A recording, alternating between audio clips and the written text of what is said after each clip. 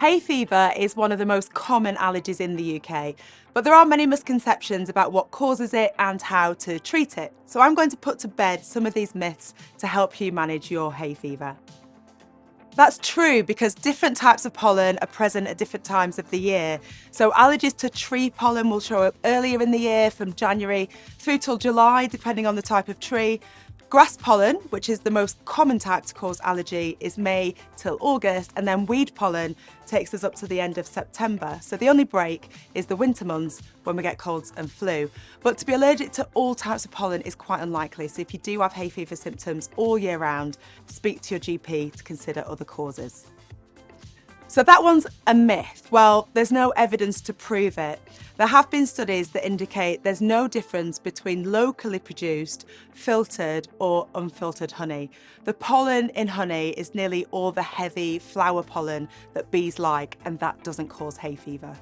So this one is actually true. Beer, wine and spirits all contain histamines that are produced during the fermentation process, so it can make your hay fever worse. True, this is often the case because pollen levels often peak at night. During the day, the hot air rises and it lifts the pollen up into the air out of the way. In the evenings, when the dust settles, the pollen settles, then you can be more likely to be exposed. Also in the evening, we're more likely to be subjected to dust mites from bedding, dander from pets, and certain foods and drinks that can make our symptoms worse.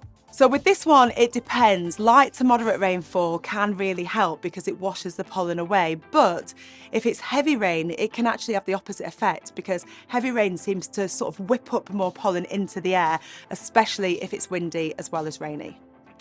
So this one is actually true and not a lot of people know about it, but experts say the spicier the dish, the more likely it is to thin out those mucus secretions, which in turn can help clear up nasal passages. So hot and spicy foods can actually relieve some of the respiratory symptoms associated with seasonal allergies.